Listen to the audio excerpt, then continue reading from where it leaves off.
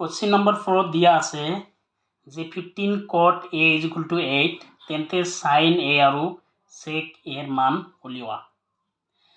আমাক দিয়া আছে 15 cot a = 8 অর্থাৎ cot of angle a = 8/15। আমি ধরিল এ বি সি এটা ত্রিভুজ যার বি কোণটো দিয়া আছে 90 ডিগ্রি। আমি জানো cot এর অনুপাতটো cot এর রেশিওটো কিমান আছিলে? cot এর রেশিওটো আছিলে ভূমি বাই লম্ব, বেস বাই পারপেন্ডিকুলার। ত্রিভুজটোত ভূমি কিমান দিয়া আছে? এ বি আৰু লম্ব হ'ব বি সি। এই ত্ৰিভুজটোত ভূমি দিয়া আছে এ বি আৰু লম্ব হ'ব B C is equal to 8/15। আমি ধৰি ললো এটো K is equal to K. ইয়াত এ বি হ'ব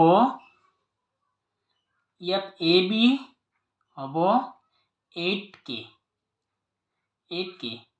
ওপৰত 8 আছে সেইকাৰণে এ বি হ'ব 8k আৰু তলত বি সি। বি সিৰ মানটো কিমান হ'ব? তলত যেহেতু 15 আছে 15k। পাইথাগোৰাসৰ সূত্ৰ মতে আমি এই কৰ্ণটো উলিয়াই ল'ব লাগে। পাইথাগোৰাসৰ সূত্ৰ মতে আমি পাওঁ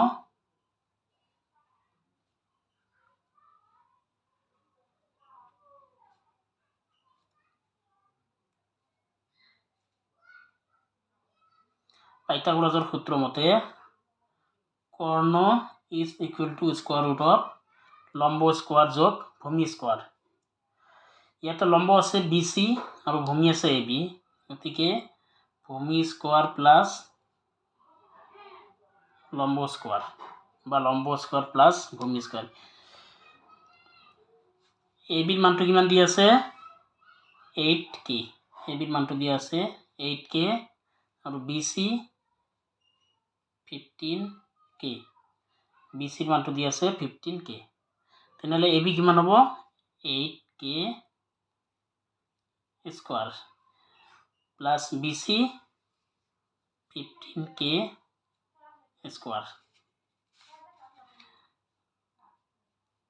এইটো স্কোয়ার কৰিলে কিমান হ'ব?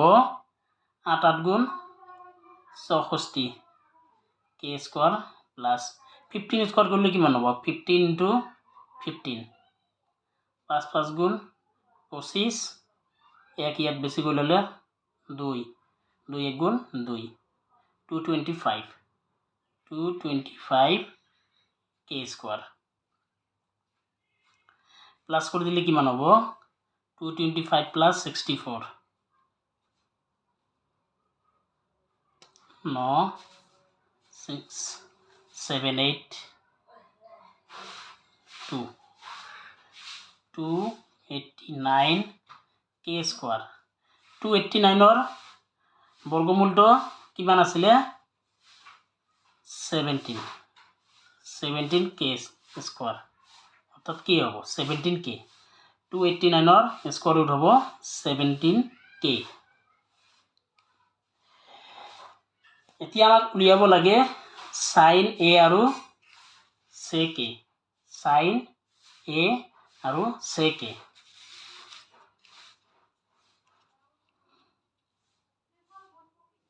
sin a কিমান আছিলে? লম্ব বাই কৰ্ণ। sin এর রেশিওটো কিমান আছিলে? পারপেন্ডিকুলার বাই হাইপোটেনাস। অর্থাৎ লম্ব হ'ব BC বাই কর্ণ হ'ব AC। কর্ণটো কিমান আছিলে? AC 17k। BC ৰ মানটো কিমান পালো? 15k আৰু AC 17k। k কাটি গ'ল, থাকিলে 15/17।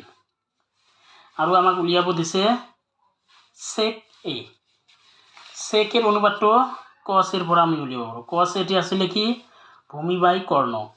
ভূমি বাই কর্ণ একটু রিভার্স করে দিলে কি হবো উল্টাই দিলে কর্ণ বাই ভূমি সেক এর অনুপাতটো আছিলে কর্ণ বাই ভূমি কর্ণ এ সি আর ভূমি এ বি এই কোণ সাপেক্ষে ভূমি হব এ বি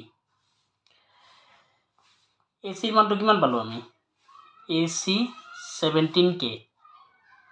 17K আৰু এ বি আছে 8K